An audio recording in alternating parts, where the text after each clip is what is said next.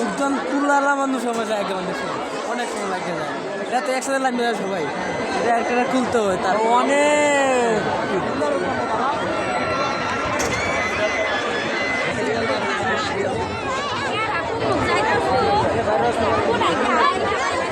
আরে বললাম না, আর এলে সমস্যা তো পাওয়া যাবো, মাইক আছে তাও দিয়ে এলাকা ছেড়ে যাবো না।